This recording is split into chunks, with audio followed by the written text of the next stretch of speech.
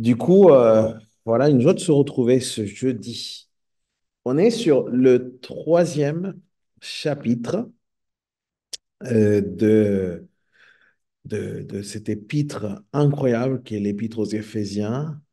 Euh, une épître qui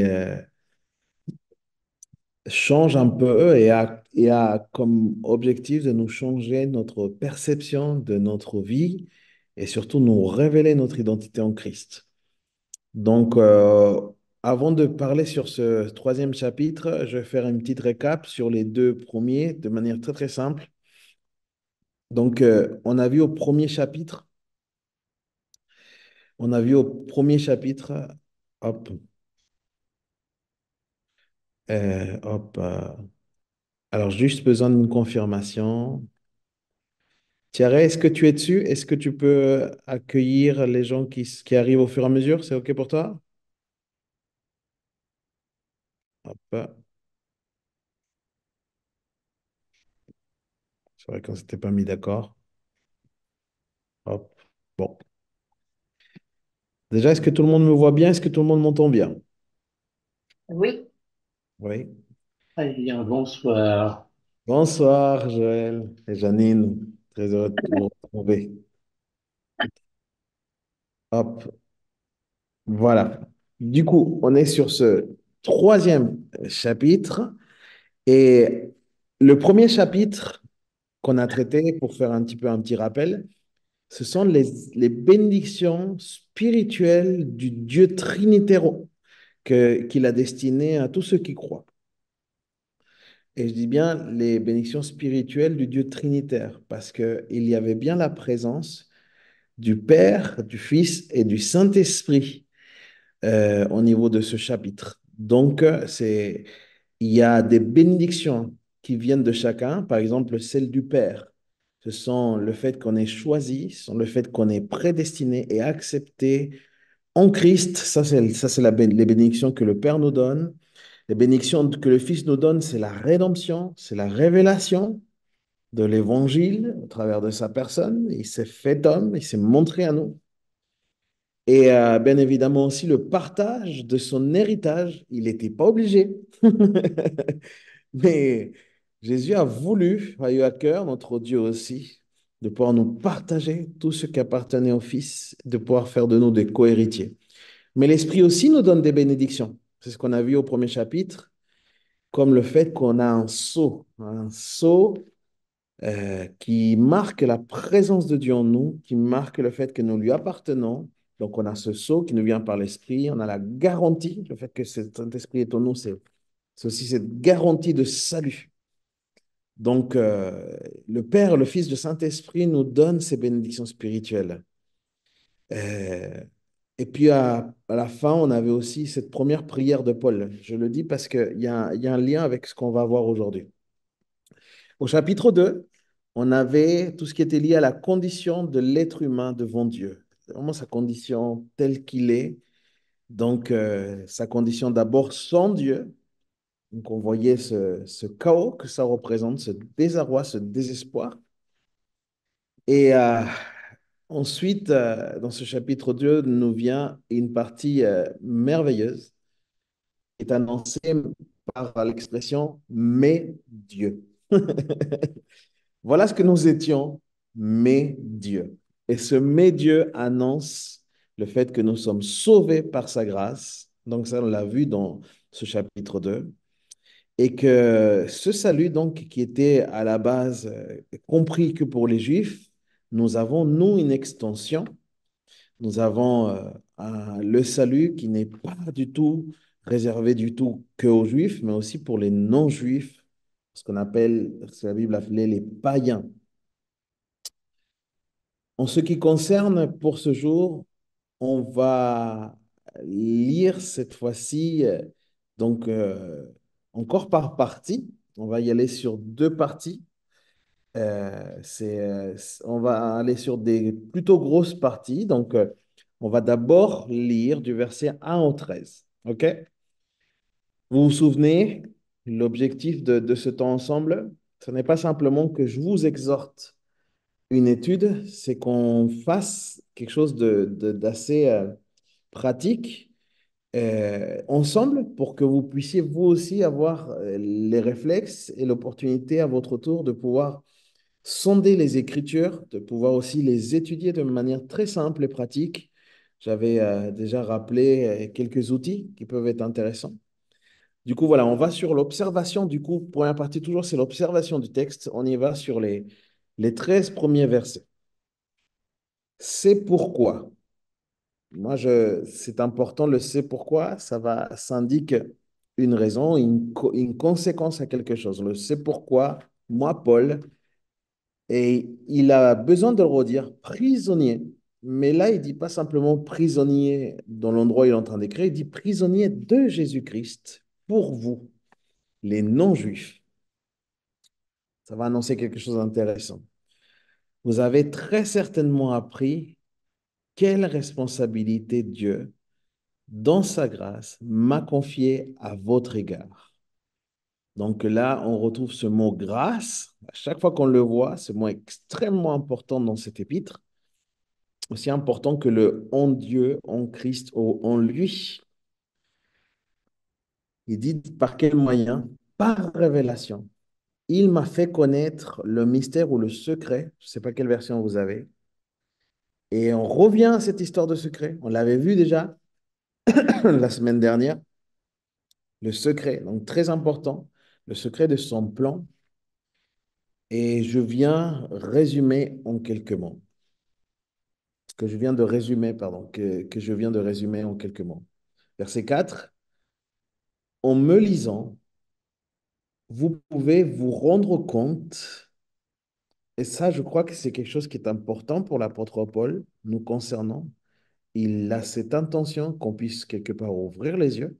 Donc, il veut qu'on se rende compte de quoi? De la compréhension de ce secret qui concerne le Christ. Il est un peu mystérieux, il ne balance pas tout de suite. Du coup, on va jouer un peu le jeu que Paul fait.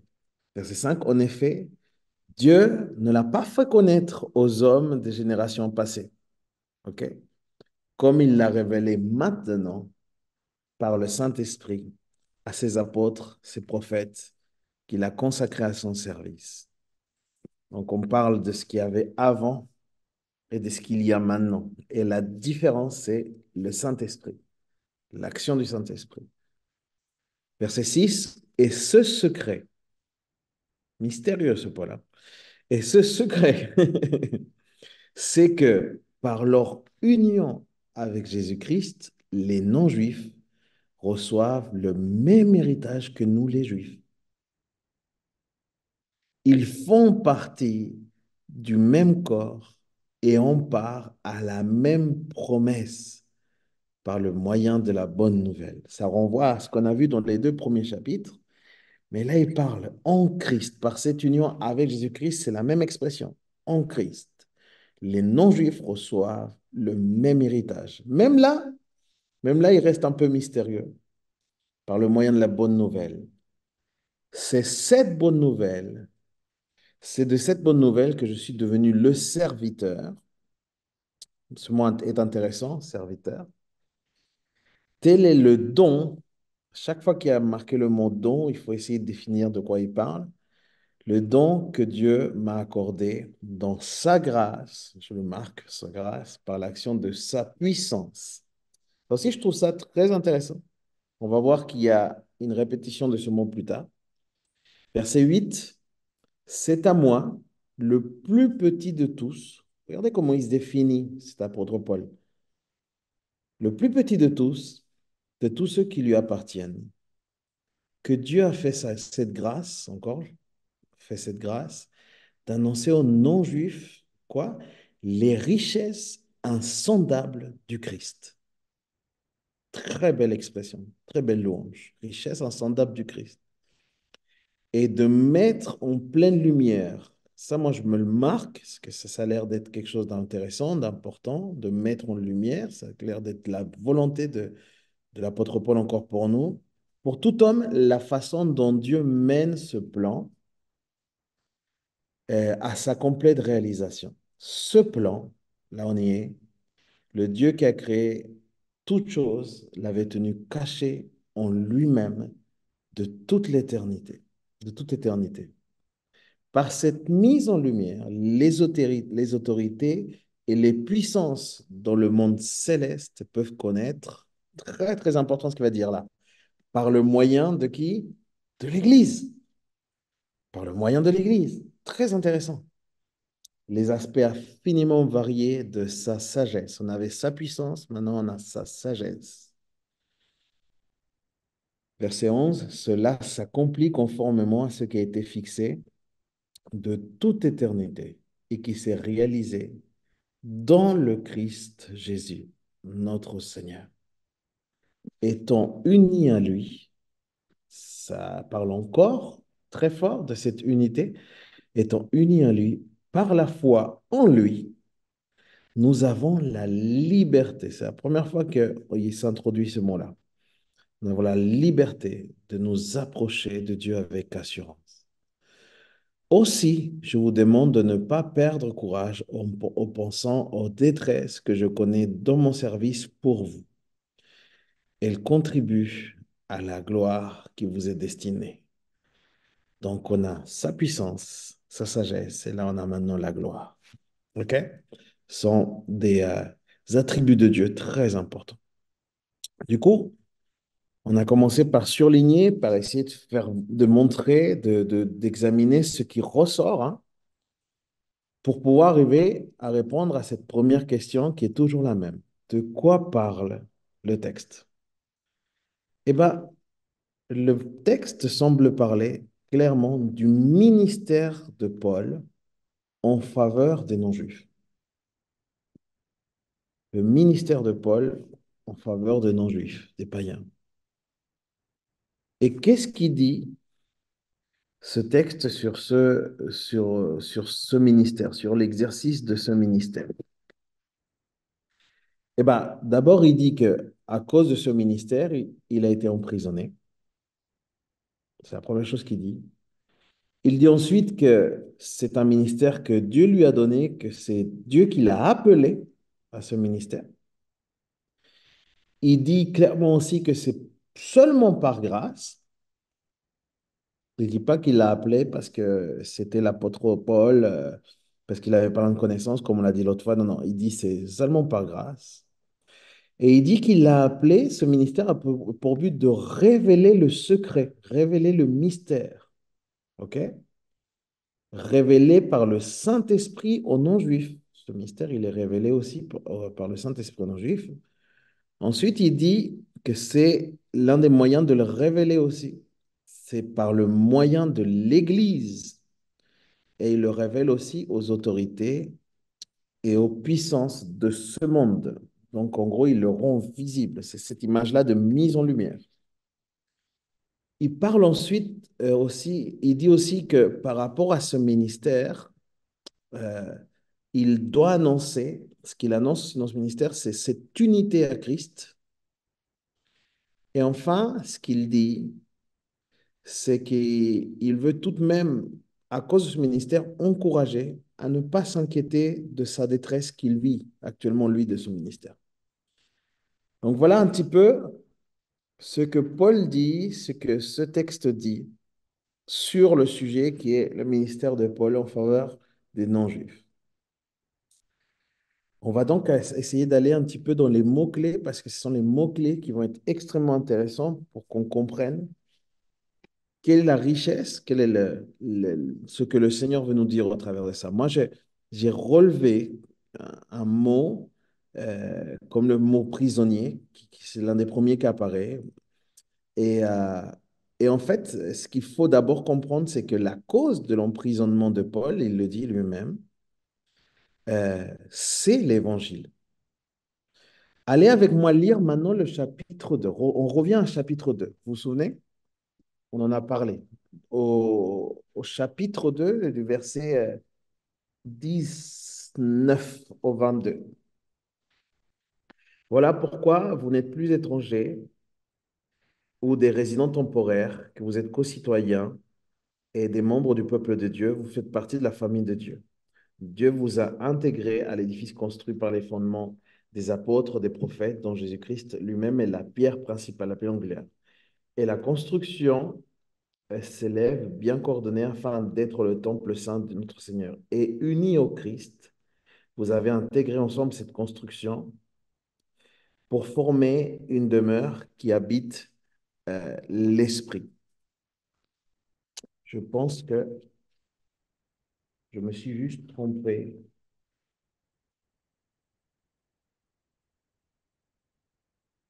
Deux chapitres. Hop. Ce n'est pas la bonne référence. Ne retenez pas cette référence, je me suis trompé. Je vais la retrouver. Mais Paul parle juste avant, dans l'un des deux premiers chapitres, que l'une de ses causes, justement, la cause de son emprisonnement, c'était à cause de l'évangile, à cause du message, à cause de ce qu'il apportait. Ensuite, un autre mot qui va revenir beaucoup, et je ne sais pas si vous, ça vous a encore interpellé, mais c'est ce mot mystère, c'est le mot secret. Et justement, il y a quelque chose de très particulier dans ce chapitre 3, c'est que Paul maintient un espèce de, de comment dire, il fait attendre le contenu de ce mystère. C'est comme s'il veut attiser l'attention. C'est un style, hein, c'est quelque chose que Paul le fait de manière intentionnelle. Mais on a par rapport à ce mystère, dès le début, une espèce de progression dans la connaissance de ce qu'est ce mystère. OK? Et du coup, après, on arrive au fait que l'évangile, le salut, s'est étendu pour tous, et particulièrement aussi pour les non-juifs. Et c'est là cette notion de cohéritier. Donc le mystère, le contenu de ce mystère, c'est que le salut est étendu aux non-juifs. Paul, du coup, est l'apôtre des non-juifs, appelé par grâce de Dieu, et il doit annoncer aux non-juifs les richesses en Christ. Et, euh, et le problème, quelque part, c'est pas le problème, mais la particularité de Paul, c'est qu'il se sent indigne d'être ce fameux apôtre appelé pour annoncer ces richesses. Ils se sont profondément indignes. Et c'est pour ça qu'il dit c'est le plus petit de tous. Et Paul ne fait pas de la fausse humilité, les amis. En fait, Paul connaît particulièrement bien sa nature pécheresse. Paul se regarde avec énormément de justesse. Et c'est admirable de constater cette humilité de Paul. Et pourquoi c'est admirable? Parce qu'en fait, c'est une inspiration pour chacun d'entre nous. Il faut vraiment dire que s'il y avait quelqu'un qui avait, à nos yeux humains, des capacités extraordinaires parmi les apôtres, c'était l'apôtre Paul, qui avait quelque part l'arrière-plan avec le plus d'attitude pour pouvoir un jour pouvoir écrire ce qu'il a écrit, c'était l'apôtre Paul. Mais il est au courant que Dieu ne l'a pas choisi à cause de ça. Et il dit, c'est vraiment par la grâce. C'est pour ça que je suis le plus petit de tous. Du coup, ils se sont quelque part indignes. Et ça, c'est beau pour nous, pour tous ceux qui servent le Seigneur. C'est extrêmement beau, c'est très important. On va le voir dans le chapitre 4 après, à quel point c'est même fondamental pour l'unité. Un autre mot aussi qui m'a interpellé, qui nous aide à comprendre un peu ce contexte, enfin ce qu'il dit ici dans ce passage, c'est la mise en lumière. Ok. Il parle à plusieurs fois de mettre en lumière, mise en lumière, etc. Et cette mise en lumière, donc, c'est comme je le disais, c'est le fait de que le mystère soit à la portée de tous. C'est que le mystère, le secret, il n'est pas destiné à rester dans le secret. Bien au contraire, il est destiné à être révélé. Il est destiné à être révélé. Et comment est-ce que Dieu va le faire de manière très, très concrète? Eh bien, Dieu va se servir de l'Église. Dieu se sert à ce moment-là de l'apôtre Paul, mais ensuite, Dieu va se servir de chaque pierre vivante pour pouvoir révéler ce mystère. Et ensuite, euh, j'ai trouvé ça si intéressant, mais ça c'est vraiment un plus, quand Paul finit en parlant de la détresse dans la prison. Si Paul parle de sa détresse, c'est parce qu'il y a des gens qui sont profondément inquiets. Et on voit là la transparence aussi du cœur de Paul. Paul ne fait pas l'homme fort. Paul ne fait pas comme si c'était quelqu'un à qui ça ne l'affecte pas forcément, etc. Non, il parle de détresse en fait. Mais son cœur est justement tellement honoré de ce qu'il porte. Son cœur, il est tellement euh, en feu à cause de ce ministère que Dieu lui a confié. Eh ben, il ne s'arrête pas à la difficulté. Il parle de détresse parce qu'il y en a une, mais il ne s'arrête pas à la détresse, mais il regarde vraiment à la gloire de Dieu. C'est ça qui se passe dans ce passage. Donc, pour un petit peu poursuivre dans la deuxième partie maintenant de ce passage du verset 14 à 19, euh, en fait, là, on arrive sur une prière, OK? Mais forcément, cette prière m'a interpellé par rapport à celle qui était au chapitre 1. Au chapitre 1, il y avait une prière qui était déjà dite par l'apôtre Paul. Et je pense que cette première prière va nous permettre de mieux aborder la deuxième. Du coup, je propose juste de relire du verset 15 au chapitre 1 cette fois-ci. Je vais m'assurer que je ne me suis pas trompé cette fois-ci. Voilà ça. Au chapitre 1, donc verset 15 à 23. On va lire cette première prière ensemble. Pour toutes ces raisons, après avoir entendu parler de votre foi au Seigneur Jésus et de votre amour pour tous ceux qui appartiennent à Dieu, je ne cesse de dire ma reconnaissance à Dieu à votre sujet quand je fais mention de vous dans mes prières. Je demande, voilà ce qu'il demande à Dieu, demande à notre Seigneur Jésus-Christ, le Père qui possède la gloire, il vous donne par son esprit sagesse et révélation.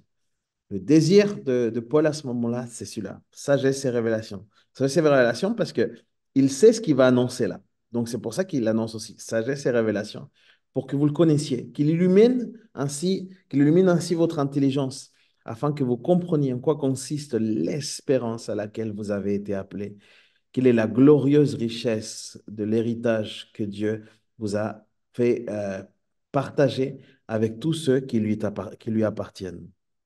Et quelle est l'extraordinaire grandeur de la puissance qui met en œuvre en notre faveur et à nous qui plaçons notre confiance en lui.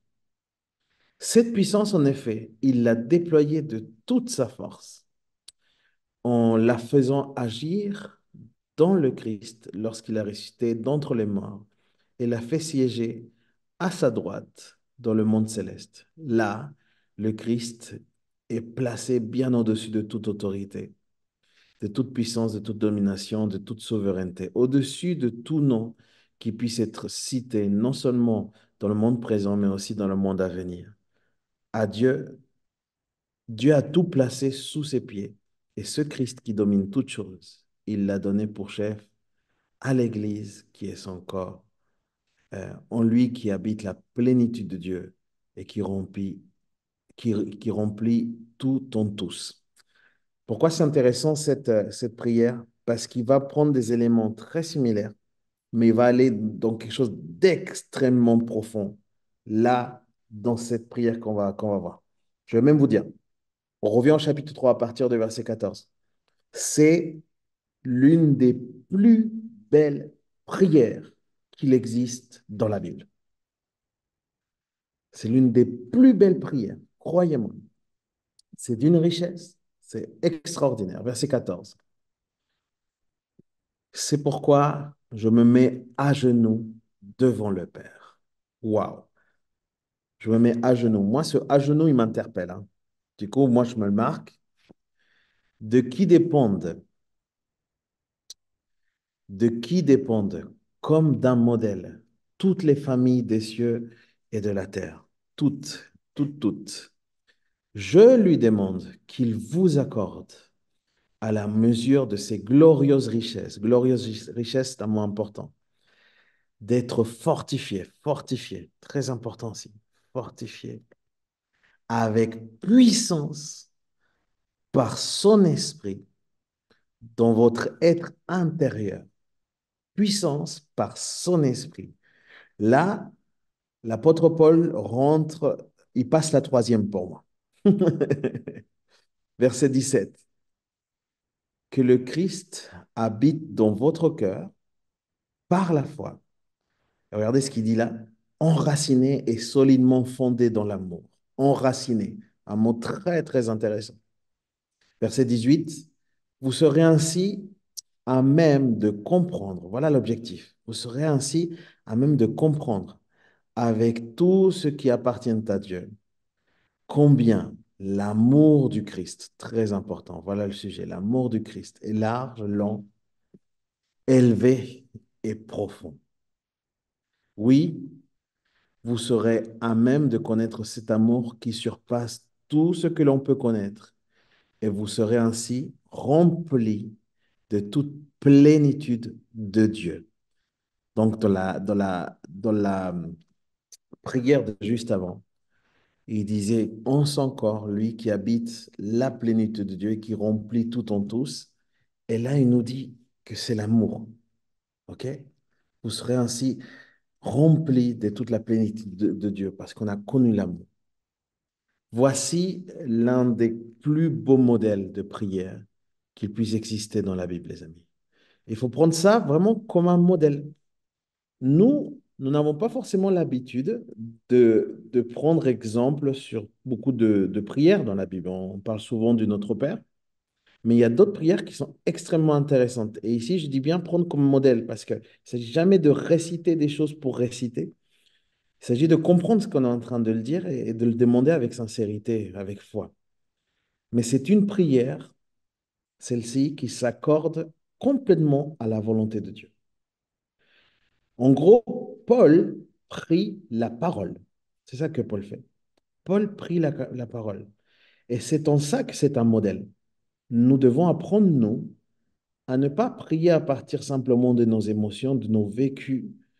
Non pas simplement prier à partir de même un enseignement passé, etc., ou de comment est-ce que nos parents priaient. Non, nous devons apprendre à prier la parole.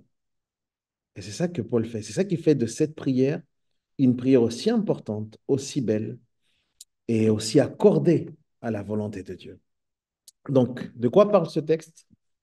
Ce texte parle de la prière de Paul pour les Éphésiens. Donc, Paul prie encore pour les Éphésiens. De quelle manière? Qu'est-ce que ce texte nous dit à ce sujet? Eh bien, la première chose, on voit que Paul se met à genoux. Il se met à genoux pour prier le Père. Ça, c'est la première des choses. Et c'est ça son importance. Deuxième chose, c'est qu'on voit qu'il intercède. Il dit, je demande à Dieu. Donc, il intercède. Troisième chose, il prie pour que la puissance de l'Esprit agisse, attention, depuis l'intérieur. C'est très important, ça aussi, ce qu'il demande. Sur cette prière, Paul prie pour l'union. Christ habite en vous. Le thème de l'union est très important encore ici. Paul prie aussi pour l'enracinement dans l'amour. Paul prie pour la compréhension de l'amour du Christ, mais aussi pour la connaissance de cet amour. Deux mots très intéressants. On va essayer de nous arrêter sur justement ces mots qui sont des mots clés. On va essayer d'analyser ces quelques mots. Pour la première chose, cette précision, à genoux, à genoux. Première chose que je dois dire, c'est que nulle part dans la Bible, on nous oblige à prier à genoux. OK?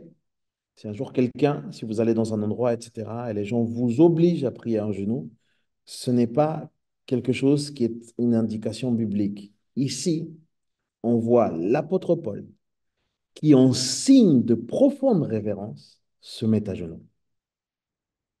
Et je crois que ça, c'est digne d'être refait.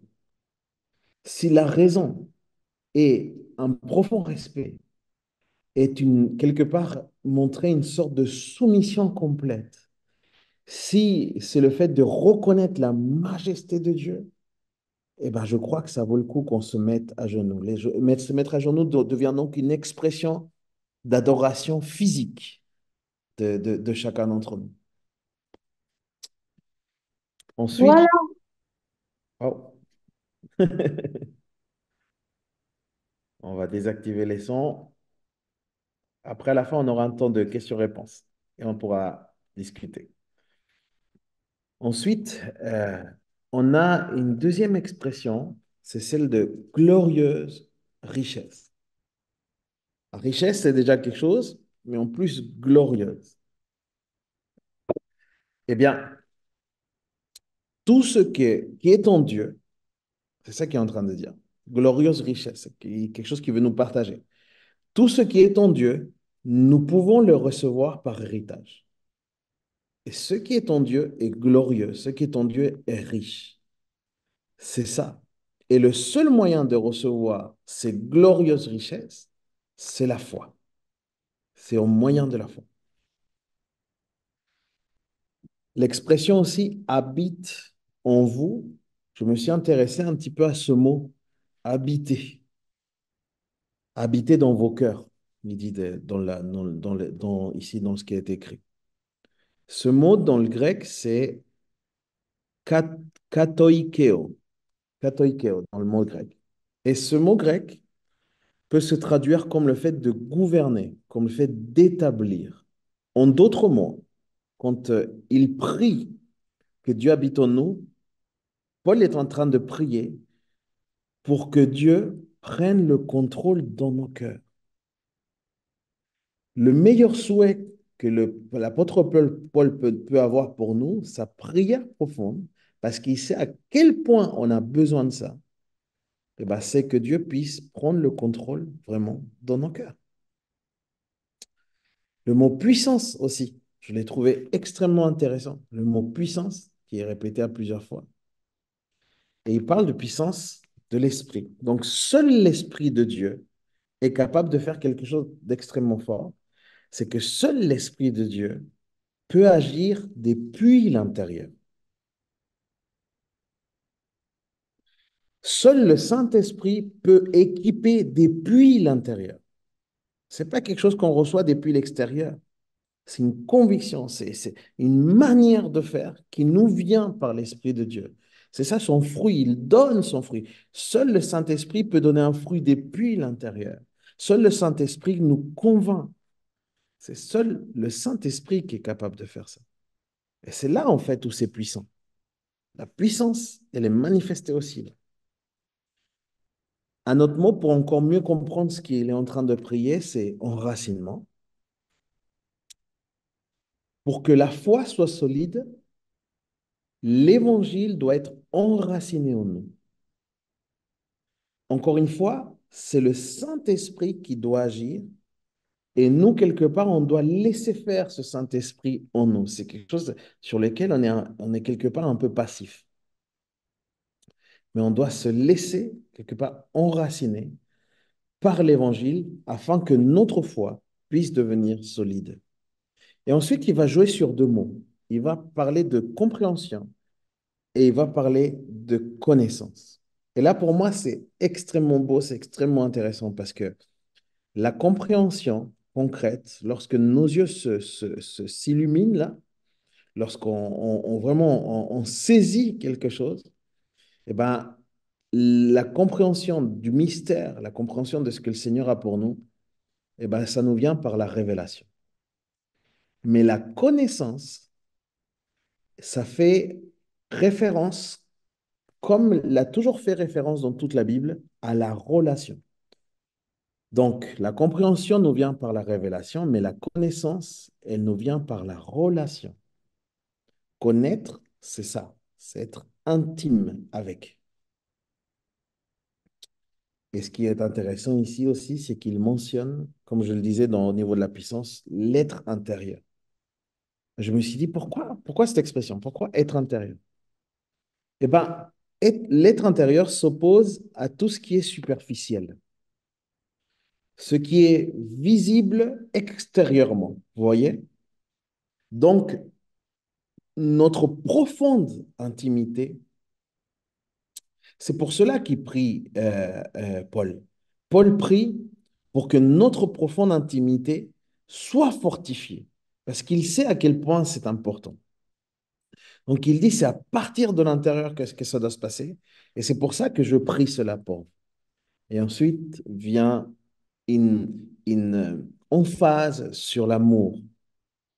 Et ici, dans ce texte-là, nous révèle quelque chose de merveilleux. C'est que c'est la plénitude de Dieu. Et ben, c'est l'amour. L'amour est vraiment la plénitude de Dieu. Et s'il y a plénitude, ça s'oppose au vide. Ce vide que tout être humain, à un moment dans sa vie, expérimente, et ce vide qui, dans l'être humain, est destiné à être rempli que par Dieu, eh ben, il doit être rempli et il peut être rempli que par l'amour de Dieu pour avoir une plénitude. Et c'est ça la prière de Paul, que vous soyez dans la plénitude, c'est-à-dire que vous soyez en contact dans cette connaissance, mais aussi dans cette compréhension. L'apôtre Paul, pour faire encore plus simple, désire pour l'Église ce qu'il peut y avoir de mieux dans le monde, dans l'univers et dans notre existence. L'apôtre Paul a prié pour que nous comprenions et que nous connaissions l'amour incomparable de Dieu. Nous ne pouvons donc pas faire l'économie pour connaître cet amour, d'avoir une relation avec la parole de Dieu. Ça, c'est très important. Parce que c'est dans la parole qu'est révélé l'amour. Il prie en plus pour qu'on soit fortifié dans notre foi. Or, la foi vient par ce que l'on entend, et ce que l'on entend de la parole de Dieu. Donc, si nous voulons quelque part bénéficier de cette prière, de la réalisation de cette prière de Paul, ça va passer aussi par notre intérêt, par notre relation avec la parole de Dieu. On arrive à la dernière partie qui est simplement deux versets de manière très simple, le verset 20 et le verset 21. On va observer ce texte, on va voir qu'il y a une répétition, on va voir aussi qu'il y a une emphase très très particulière, mais regardez ce qui est écrit. Verset 20. À celui qui par la puissance, vous voyez, ça revient, que la puissance qui agit en nous peut réaliser infiniment au-delà. Ça, c'est, il y a très peu de textes qui parlent comme ça. Infiniment au-delà de ce que nous demandons ou même pensons. Verset 21. À lui soit la gloire. Regardez où? Dans l'Église. À lui soit la gloire dans l'Église et en Jésus-Christ pour toutes les générations. Et pour quand? Eh bien, pour l'éternité. Amen. Ces deux versets sont ce que l'on appelle une doxologie. Ces deux versets représentent ce qu'on appelle une doxologie. Et une doxologie, c'est une formule de prière qui rend gloire à Dieu. Et c'est extrêmement intéressant ce qu'un pasteur a dit un jour, que j'ai entendu, j'ai retenu ça. Il a dit, si notre théologie n'aboutit pas sur une doxologie, c'est que notre théologie n'est pas correcte. Ça veut dire qu'étudier Dieu, la connaissance, la révélation de sa parole, de sa personne, doit toujours nous amener à l'adoration. C'est ça en fait. Donc Paul, en ayant connaissance de ce mystère, de ce secret, eh ben, il arrive sur ce moment d'adoration.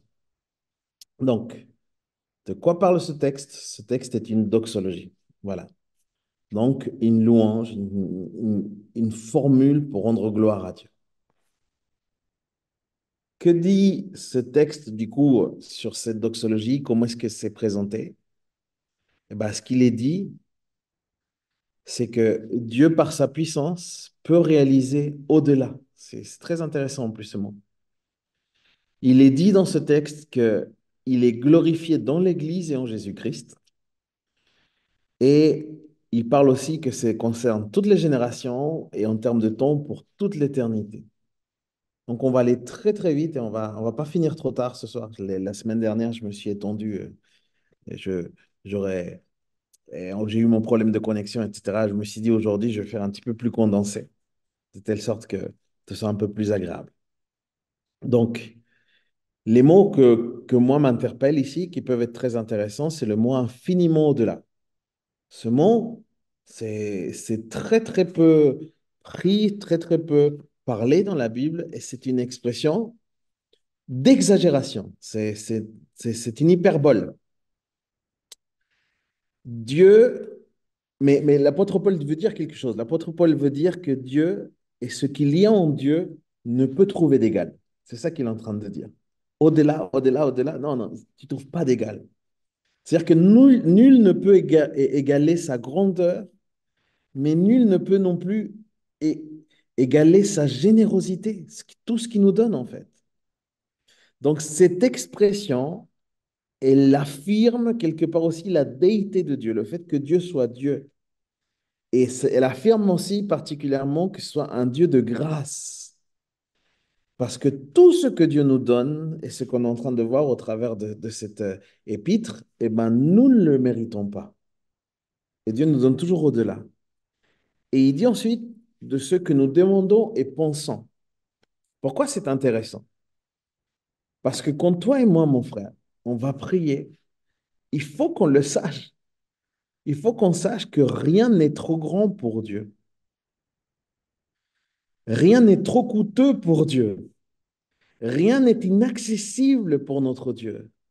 Nous prions littéralement un Dieu sans aucune limite. C'est ça qu'il est en train de dire au travers de cette doxologie. C'est pour ça que notre foi peut aussi aspirer à avoir aucune limite, puisque nous prions un Dieu sans limite. Vous êtes avec moi? L'autre expression aussi qui est très très belle, et c'est sur ça qu'on va peut-être un peu s'arrêter et finir, c'est la gloire dans l'Église, en Jésus-Christ, mais aussi dans l'Église. Ça dit fort. En fait, c'est fort ce qu'il était dit. Il dit que Dieu a choisi, en fait. Dieu a déterminé d'avance qu'il manifesterait sa gloire dans l'Église, mais aussi, et il ne faut pas l'oublier, au travers de l'Église.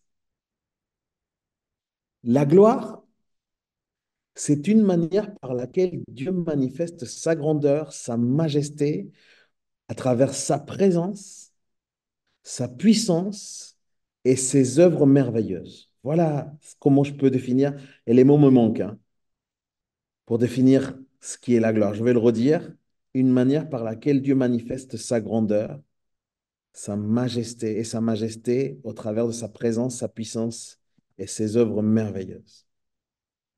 Comment est-ce qu'il le fait de manière très concrète? Comme ça, vous allez pouvoir le voir. Comment est-ce que Dieu manifeste sa gloire? D'abord, il manifeste sa gloire à chaque fois qu'il y a quelqu'un qui se repent de ses péchés. Il manifeste sa gloire lorsqu'il y a une nouvelle naissance, quelqu'un qui est retiré des ténèbres et qui est ramené dans son admirable lumière. Là, c'est une manifestation de sa gloire. Il manifeste sa gloire lorsque les vies sont transformées, des réalités, des gens qui étaient complètement enchaînés, des gens qui avaient une condamnation de mort, un bilan qui était complètement négatif de la part de la médecine et que Dieu transforme cette réalité. Là, il manifeste sa gloire. Il manifeste sa gloire donc au travers des prodiges, il manifeste sa gloire au travers des miracles. Mais regardez comment est-ce que de manière très concrète aussi Dieu manifeste sa gloire en nous. Dieu manifeste sa gloire en nous au travers d'une vie d'adoration. Parce que j'avais eu l'occasion de pouvoir pour partager une vie d'adoration, ce qui est la véritable adoration, une vie d'adoration. Dieu manifeste sa gloire au travers de cette passion que nous avons pour sa parole. Ça, c'est une manifestation de sa gloire. Dieu manifeste sa gloire dans l'amour que nous avons pour les prochains et pour les âmes perdues. Ça, c'est aussi une manifestation de sa gloire. Et je vais te dire pourquoi. Parce que humainement, à cause de notre ego, on veut pas adorer qui que ce soit si ce n'est nous-mêmes. On veut être le Dieu de nous-mêmes. OK?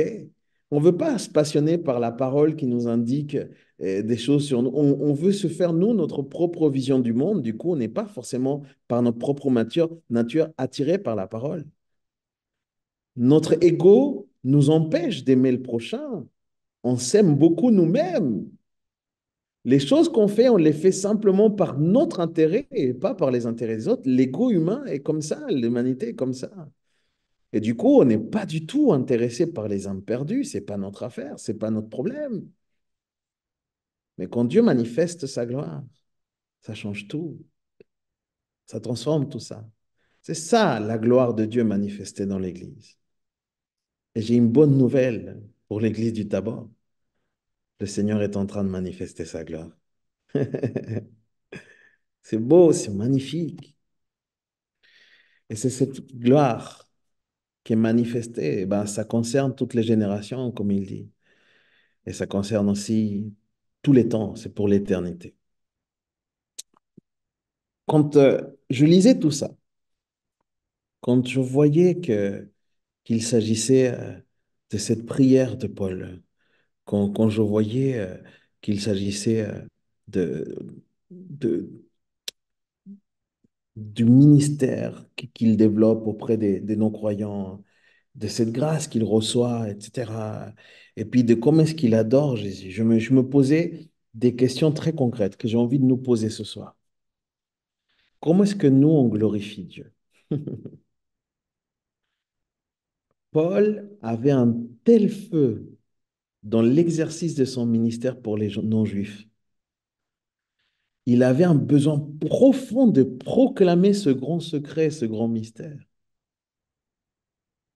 Et du coup, je me dis, avons-nous le même feu? Pourquoi? Parce qu'on peut se poser la question, c'est quoi les évidences qui témoignent que nous sommes vraiment remplis de l'Esprit? À quoi est-ce qu'on le voit? Sommes-nous vraiment remplis de ce feu? Paul l'était. Et Paul nous donne toutes les raisons pour lesquelles il était. Et croyez-moi, il avait plus que raison. Et aujourd'hui, le Seigneur nous partage cela, ce mystère. Il nous fait part. Nous fait réfléchir, n'est-ce pas? On a vu donc particulièrement au travers de ces trois chapitres quelque chose de très particulier. Ces trois chapitres ont quelque chose en commun. C'est que ça parle de ce qu'on appelle les indicatifs de Dieu.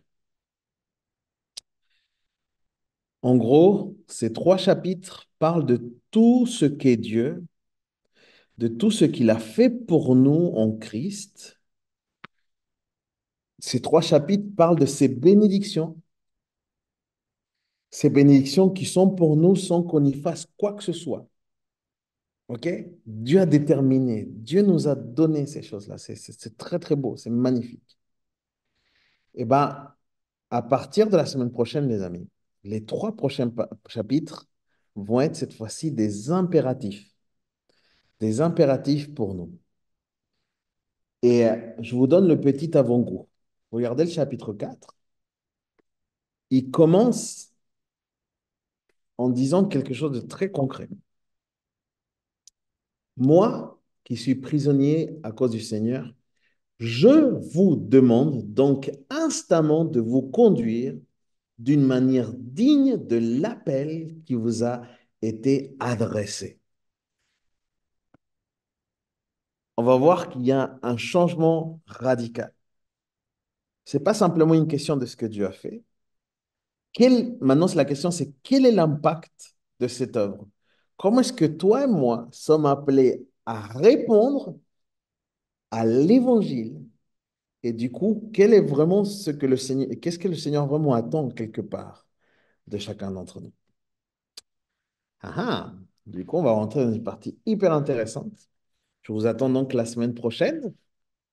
Pareil, même horaire, même endroit. Donc maintenant, je laisse le temps aussi pour des questions, s'il y en a, ou s'il y a des choses qui vous ont peut-être interpellé, vous, dans ce texte.